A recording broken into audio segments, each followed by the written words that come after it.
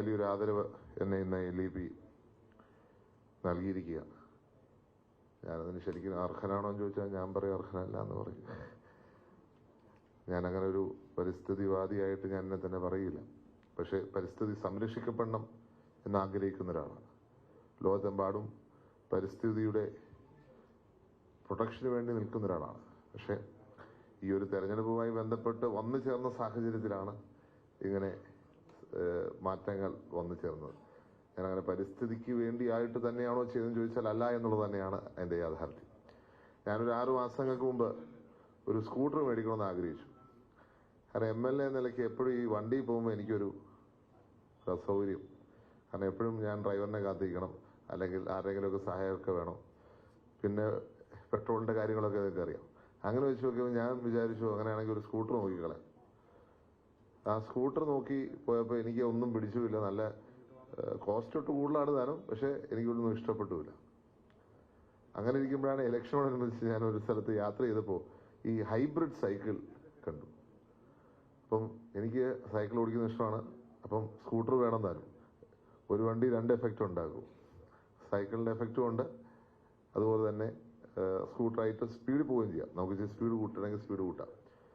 സൈക്കിളിലൊരു പ്രശ്നം വെച്ചാൽ നമുക്കൊരു പരിമിതി ഉണ്ടല്ലോ, ആ പരിമിതിക്ക് അപ്പുറം പോകാൻ പറ്റുക. ഇന്ന് പലരും തെറ്റിദ്ധരിച്ചു വെച്ചിരിക്കുന്നത് ഞാൻ നേരത്തെ തന്നെ ഇങ്ങനെ ഒരു സൈക്കിൾ ആയിട്ട് മുന്നോട്ട് പോകുക, അങ്ങനെ ഒന്നുമല്ല. ഞാൻ ആദ്യമേ തന്നെ പറഞ്ഞിരുന്നു ഹൈബ്രിഡ് സൈക്കിളാണ്. എനിക്കതാണ് സ്പീഡും പോകാൻ ഉള്ളൊരു സാഹചര്യം ഉണ്ടാകും. കാരണം അല്ലെങ്കിൽ പ്രചരണ സ്ഥലത്തിൽ എങ്ങനെ ഓടിയെത്താൻ സാധിക്കും? അതൊരു യാഥാർത്ഥ്യമാണ്. നമുക്ക് എങ്ങനെ ഓടിയെത്താൻ സാധിക്കും? സൈക്കിൾ മാത്രം പോയാൽ ഞാൻ എൻ്റെ ഏറ്റവും അപ്പുറത്തെ പഞ്ചായത്ത് 40 കിലോമീറ്ററാണ്, ഏറ്റവും അറ്റത്ത്. അങ്ങനെ എങ്ങനെ ഓടിയെത്താൻ സാധിക്കും എന്നുള്ള ചോദ്യവും ബാക്കിയുണ്ട്. അങ്ങനെയാണ് അതിലേക്ക് ആ ഒരു ആശയത്തിലേക്ക് എത്തിയത്. പിന്നെ ആശയം ഞാൻ ജീവിതത്തിലേക്ക് മാറ്റാൻ തീരുമാനിച്ചു. കാരണം ഇലക്ഷന് മാത്രമല്ല, ഇലക്ഷൻ അപ്പുറം കൂടിയാണ് ഞാൻ മേടിച്ചിരിക്കുന്നത്. പലരും എന്നോട് സൈക്കിൾ ചോദിച്ചു. ഞാൻ സൈക്കിൾ എടുക്കാൻ പഠിച്ചു. കാരണം ഞാൻ അതിനുശേഷം സൈക്കിൾ ഉപയോഗിക്കാനാണ് തീരുമാനിച്ചിരുന്നത് ഇവിടെ. അതുകൊണ്ട് ഞാൻ 2 എന്നെ ഇതാക്കി. ഒന്ന് തിരുവനന്തപുരത്തും ഒന്ന് കോട്ടയത്തും. അത് പലരും തെറ്റിദ്ധരിച്ചിട്ടുണ്ട്. ഇപ്പം ഞാനത് നേരത്തെ തന്നെ തീരുമാനിച്ചു വെച്ച് ഇലക്ഷന് വേണ്ടി മാത്രമല്ല, ഇലക്ഷന് ശേഷം ഉപയോഗിക്കത്തക്ക രീതിയിലാണ് ഞാനത് പ്ലാൻ ചെയ്തത്. പക്ഷേ അത് ജനങ്ങൾ വലിയ സ്നേഹത്തിൽ ഏറ്റെടുത്തു എന്നുള്ളത് വളരെ ആദരവോടുകൂടി ഞാൻ കാണുന്നു. അതുപോലെ തന്നെ ഫ്ലെക്സും ബാനറും പോസ്റ്റും അതെൻ്റെ മറ്റൊരു ഇനിഷ്യേറ്റീവിന്റെ ഭാഗമായിട്ട് ഞാൻ ചെയ്തതാണ്. ഞാൻ 50ഓളം വീടുകൾ വെക്കുവാനുള്ള ശ്രമത്തിൽ വന്നു. ആ ശ്രമം എനിക്ക് വളരെയധികം ബുദ്ധിമുട്ടുകൾ, 2.5 വർഷം കൊണ്ട് ഞാൻ കുറച്ച് അധികം ബുദ്ധിമുട്ടി. അതുകൊണ്ടാണ് എനിക്ക് കിട്ടുന്ന കുറച്ച് എക്സ്ട്രാ മാറ്റി വെക്കണം എന്നൊരു തീരുമാനത്തിലേക്ക് ഞാൻ വന്ന് ഫ്ലെക്സും ബാനറും പോസ്റ്ററും ഒഴിവാക്കിയത്. എൻ്റെ സഹപ്രവർത്തകരെ പലരും ആദ്യം എതിർത്തു, ഇത് വേണോ? പക്ഷെ ഞാൻ അല്പം ഒന്ന് സ്ട്രോങ് ആയിട്ട് പറഞ്ഞു വേണം. കാരണം അവർക്കും അറിയാം എൻ്റെ ബുദ്ധിമുട്ട്. ഞാൻ ഈ 50 വീട് വെക്കാൻ വേണ്ടി പലരും പല സ്ഥലത്ത് പോണ്ടി വന്നു. ഞാൻ വിദേശത്ത് പോണ്ടി വന്ന സാഹചര്യം അതാ. ഇന്ന് ചിലർ തെറ്റിദ്ധരിച്ചിട്ട് അതും ഇതൊക്കെ പറയുന്നുണ്ട്. ഇന്നലെ ഒരാൾ പറയുന്ന കേട്ടു ഞാൻ അസംബ്ലി സമയത്ത് വിദേശത്തായിരുന്നു. എനിക്കറിയാൻ പറ്റില്ല. ചോദിക്കുക എന്താ കണക്ക്, ഏതാ സ്ട്രാറ്റജി, ഏത് കണക്ക് പ്രകാരമാണ്? നിങ്ങൾക്ക് ആർക്കെങ്കിലും സംശയം ഉണ്ടെങ്കിൽ എൻ്റെ അസംബ്ലിയുടെ ഇത് മൊത്തമുണ്ട്. വിദേശത്ത് പോയ സമയത്ത് ലിസ്റ്റും ഉണ്ട്, നിങ്ങൾ നോക്കിക്കോളൂ. അസംബ്ലി സമയത്ത് ഒരിടത്തും ഞാൻ പോയിട്ടില്ല, എക്സെപ്റ്റ് ഒരു പ്രാവശ്യം. അത് ഞാൻ സത്യം പറഞ്ഞാൽ ദുബായി പോയി പെട്ടുപോയതാണ്. എനിക്ക് തിരിച്ചു വരാൻ പറ്റാത്തൊരു സാഹചര്യമായപ്പോൾ മാത്രം 3 ദിവസം ഞാൻ അവിടെ പെട്ടുപോയി. അത് നമ്മുടെ ഭാഗത്തു നിന്ന് വന്ന് ചിലപ്പോൾ ഒരു വീഴ്ച, അല്ലെങ്കിൽ നമുക്ക് എന്താ പറയാ, നമ്മൾ കാണാൻ പറ്റാത്ത വിധം പെട്ടുപോയതാണ്. അല്ലാത്ത ഒരു സമയത്ത് ഞാൻ അസംബ്ലി വിട്ട് ഒരിടത്തും പോകാറില്ല. അതുകൊണ്ട് കാരണം ആ അസംബ്ലിയിലേക്കല്ലേ എന്നെ തെരഞ്ഞെടുത്തിരിക്കുന്നു.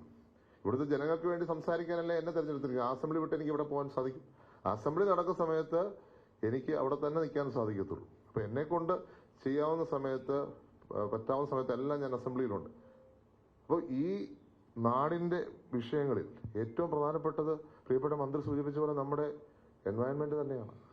അത് നമുക്ക് മറന്ന് മുന്നോട്ട് പോകാൻ സാധിക്കുമോ? ഇവിടെ എൻവയൺമെന്റിന്റെ ഒരു വലിയ പ്രോബ്ലം നമ്മുടെ ലോകത്തെ മൊത്തമുണ്ട്. ചിലപ്പോൾ നമ്മൾ അതിന് നേരെ കണ്ണടയ്ക്കുവാണോ എന്നൊരു സംശയം നിൽക്കുന്നു.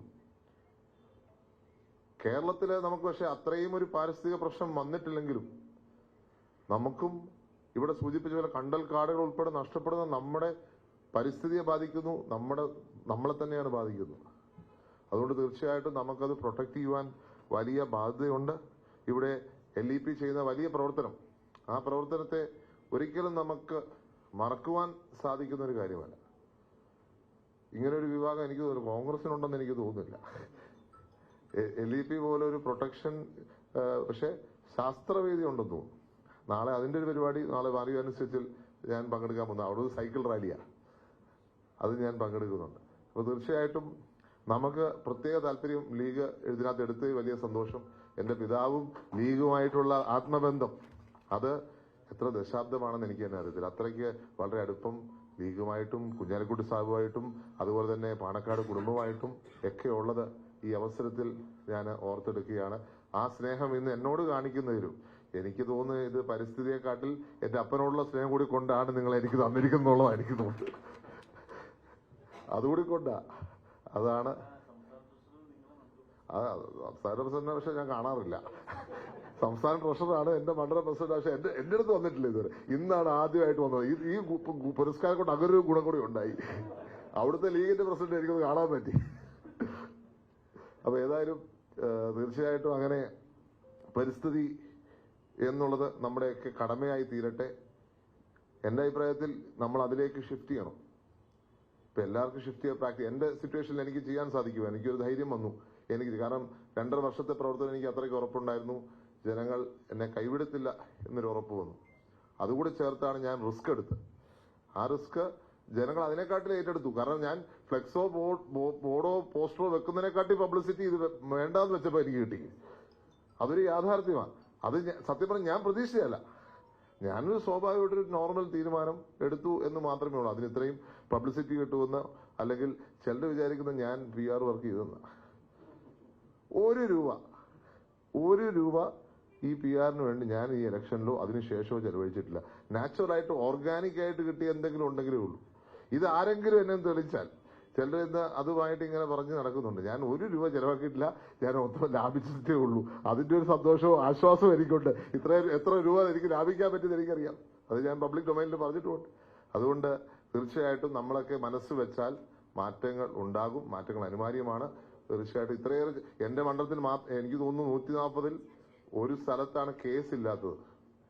അവസാനം പോളിംഗ് ഒബ്സർവർ വന്ന് ഉദ്യോഗസ്ഥർ ചോദിച്ചു, നിങ്ങൾ കാൻഡിഡേറ്റ്സുമായിട്ട് വല്ല അഡ്ജസ്റ്റ്മെന്റ് ആണോ?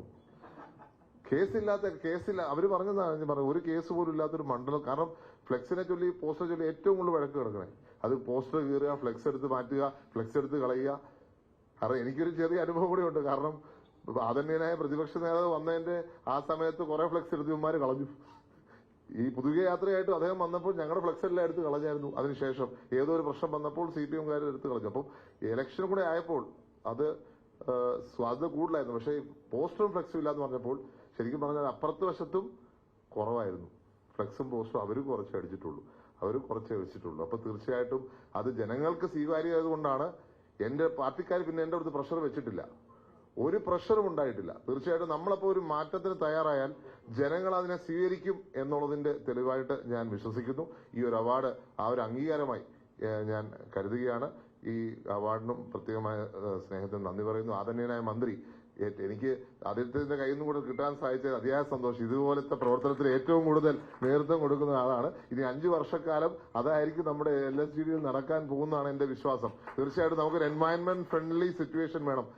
ആ ഒരു സിറ്റുവേഷൻ, അതുപോലെ തന്നെ ഫിസിക്കലി ഡിസേബിൾഡ് ആയിട്ടുള്ള, അല്ലെങ്കിൽ എന്താ പറയാ, ഭിന്നശേഷിക്കാർക്ക് കൂടി ഒരു ഫ്രണ്ട്ലി ആയിട്ടുള്ള ഒരു സിസ്റ്റം ആയിരിക്കും നമ്മുടെ LSGD-യിൽ. അദ്ദേഹത്തിന് ഇതേപോലത്തെ ഇനിഷ്യേറ്റീവ്സ് ഭയങ്കര ഇഷ്ടമാണ്. അപ്പൊ സാധാരണക്കാരുടെ ഇടയിൽ ഇറങ്ങിക്കൊണ്ട് പ്രവർത്തിക്കുന്ന ഒരു നേതാവ് മാത്രമല്ല. ഇന്ന് ഒരു ക്വസ്റ്റ്യൻ, ഒരു ശ്രദ്ധ ക്ഷണിക്കൽ, അതിനെ വളരെ രാഷ്ട്രീയവൽക്കരിച്ചാണ്. ഒരിക്കലും ഇത്ര രാഷ്ട്രീയവൽക്കരണം ശ്രദ്ധ ക്ഷണിക്കൽ വരത്തില്ല.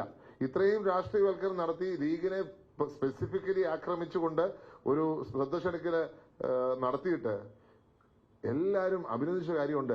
ഇത്രയും മെച്യൂർ ആയിട്ടൊരു രീതിയിൽ ഒരു മന്ത്രി തിരിച്ചു മറുപടി പറഞ്ഞത് ചരിത്രത്തിൽ ഏറ്റവും രേഖപ്പെടുത്തുമെന്നാണ് എന്റെ അടുത്ത് പലരും പറഞ്ഞത്. തീർച്ചയായിട്ടും അതുകൊണ്ട് തന്നെ അങ്ങനെ ഒരു മെച്യൂരിറ്റി ആദ്യത്തെ തവണ മന്ത്രിയാവുന്ന അദ്ദേഹത്തിൽ നിന്ന് തന്നെ കിട്ടിയതിൽ കണ്ടതിൽ വളരെയധികം സന്തോഷമുണ്ട്. അദ്ദേഹം എടുത്തൊരു സമീപനം അപ്പുറത്തുനിന്ന് വന്ന് മൊത്തം രാഷ്ട്രീയമാണെങ്കിൽ ഇപ്പുറത്തുനിന്ന് മൊത്തം നിയമപരമായിട്ടും ന്യായമായിട്ടുള്ള കാര്യങ്ങൾ തെറ്റ് പറ്റിയത് തെറ്റാണെന്ന് പറഞ്ഞുകൊണ്ട് അദ്ദേഹം അങ്ങനെ സൂചിപ്പിച്ചത് വളരെ അപ്രീഷിയേറ്റീവ് ആയിട്ടാണ് മൊത്തം 139 MLA-മാരും ബാക്കിയുള്ളവരെല്ലാം എടുത്തതെന്ന് ഞാൻ പൂർണ്ണമായി വിശ്വസിക്കുന്നു. അങ്ങനെ ഒരാളുടെ കയ്യിൽ നിന്ന് തന്നെ ഈ അവാർഡ് സ്വീകരിക്കാൻ സാധിച്ചതിൽ അതിയായ സന്തോഷം. എന്നും ലിപിയോടും കടപ്പാടുണ്ടായിരിക്കും എന്ന് കൂടി സൂചിപ്പിച്ചുകൊണ്ട് ഒരിക്കൽ കൂടി നിങ്ങളുടെ എല്ലാം സ്നേഹത്തിന് നന്ദി പറഞ്ഞുകൊണ്ട് ഈ അവാർഡ് സ്വീകരിക്കുന്നു. നന്ദി, നമസ്കാരം.